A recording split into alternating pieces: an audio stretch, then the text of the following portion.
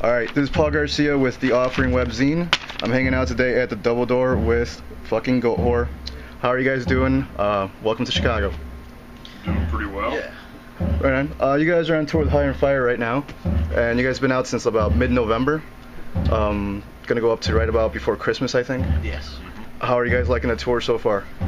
It's cool. We've toured with them before. Yeah. And we all pretty good friends with all the guys in the band, so you know it makes it a little bit more easier that way, you know. Right on. But I mean, all the shows have been really, really good, so can't really complain about anything. That's cool. You guys are gonna do some shows with Corrosion of Conformity on this tour?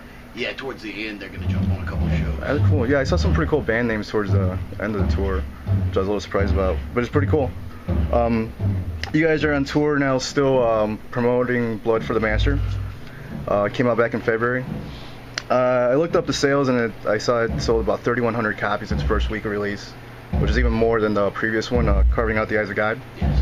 Do you guys have any idea what the year-end album sales are looking like? Any clue on that stuff? It's hard, kind of hard to get that kind of information. You know? Is it? Yeah. You guys think you're outselling Carving Out the Eyes of God, or what do you, no idea? Yeah. Oh, shit. Hopefully. How are the sales at the shows? Are you guys doing pretty good in the merch? Oh yeah. Yeah? We always do pretty decent, so. Yeah, I've seen you guys a lot over the years. You guys have toured a lot, and you guys always have a ton of merch, and people eat it up. Like, I always see that at the backstage area. You guys toured a bunch this year. Was there any highlights? Any tours you look back on this year that were fucking kick-ass? We went to Australia. That was pretty awesome. Yeah. Was you guys' first time? That was like our second time. It was our first time headlining. Oh, no shit. So it was pretty awesome. Badass. Shows were really, really good. We did, earlier in the year, we did a short run with Hate Eternal right after the album was released. I do remember that. Really, That went well. We did Europe with 3 Inches of Blood, which was cool. Oh, right on, yeah. Too cool. Right on. And, there's some funny guys. Summer Slaughter, which... I wouldn't call that a highlight. Yeah, that, you know, it is what it is. Yeah, I specifically... We had good shows, though, so fuck it, you know? Yeah. I seen you guys at the Summer Slaughter, and I go see Summer Slaughter every once in a while. And every time, all these bands play super early. Like, you guys played before dinner time or something. I walked in, I saw you guys. Yeah, it was really early. Like, I wanted to kind of ask about that thing where you're forced to play so early, where you're used to being up so late, and it's totally cutting out of the realm. Would you guys weird. Would you guys do a tour like that again, or are you kind of looking at that like? Not if we didn't have to. Yeah. Yeah, unless we couldn't unless we couldn't say no to it, then Right. we'd definitely say no to it. Yeah. Yeah, that kind of stuff. Like, even like when every time that tour hits Chicago, it's at the House of Blues. Right. And all the merch is shoved all the way in that hall. Yeah. You know, and even for fans walking around like, this really fucking sucks. Yeah. Well, the thing with those big tours too is, you know, you're playing Live Nation venues, which sucks. It's big places, it's early, you know, there's 1,000 people there, you know. I mean, I wouldn't go to see that, honestly. Yeah, I've always kind of tried to avoid it. And when I've got in, I'm almost always regretting it. Yeah, unless it would be like a band that I've never seen before that I really liked. That's the only way you'd ever catch me there. Yeah, I was like fortunate this year.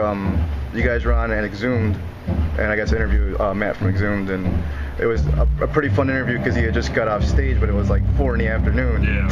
Yeah, so we just kind of went and had some beers, and kind of sentiments I've always heard from Summer Slaughter is like, it's a great opportunity, but you're really kind of like out of your element. Yes, Yeah. I'd definitely say that. Definitely. All right, well, going back to the album, when you guys had written this album, and I know this was a while back now, but did you guys have a certain goal in mind for the album as a whole, or did the songs just kind of come out independent of each other? Well, we started writing, the songs were really shitty. So we canned like 8 songs. Oh, no shit. Until we were satisfied with what we started to come up with. And then it actually started to roll from there like pretty smoothly. You know, it's kind of weird how we write like that. We'll just write a bunch of garbage until we start getting to like really good shit that we enjoy, you know, and we think's good enough to put on the album. Okay. So, and then there's, you know, some of the songs could possibly get dissected and parts taken from them, you know. Right.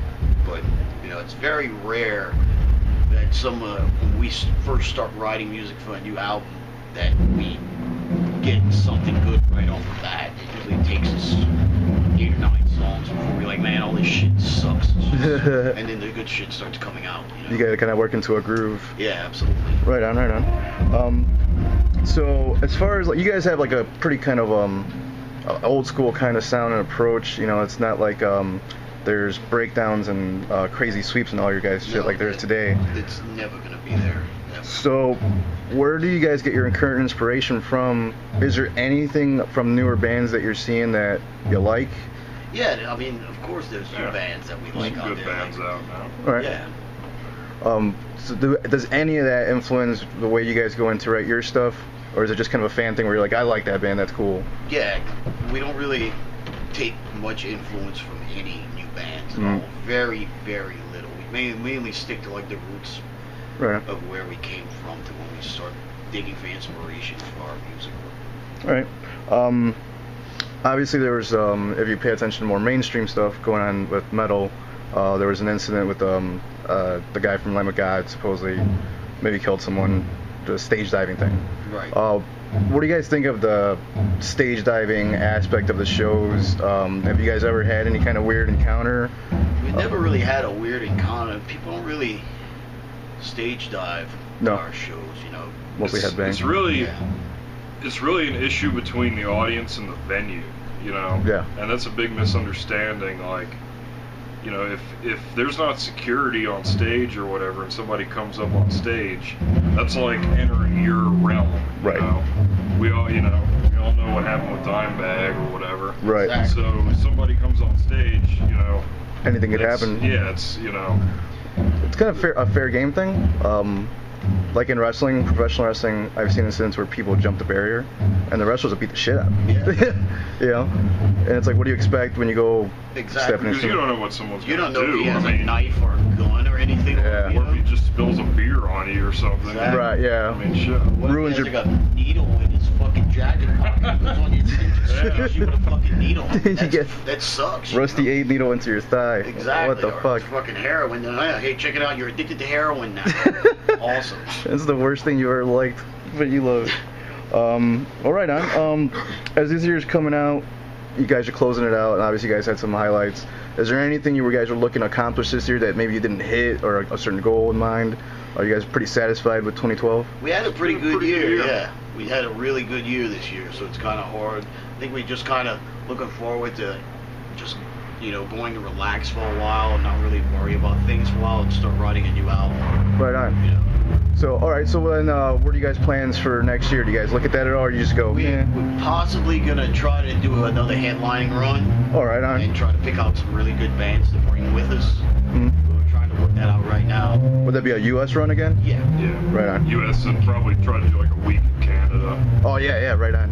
Those Canadian shows are always like the hospitality, or the difference in like the American scene, and the Canadian scene, where it's almost a little more mainstream in Canada, almost like Europe. When I've been up there, it's you leave a show in America, and it's like, that's an alright show. You get to Canada, it's like, oh shit, there's like a ton of fucking people here. Yeah, Canadian shows are usually pretty good. Yeah. That's badass. Any European plans at all with that, or Not really. Now. just kind of too far out in the future? All right. I don't really got too much else to ask you guys except finish out this interview the way you want. Anybody you want to talk to or say anything to, or say to your fans, go right ahead. The floor is yours. Just happy to be playing Chicago again. Yeah. It should be a good show. Right on. Thanks a lot for the interview, guys, and we'll see you next time. All right.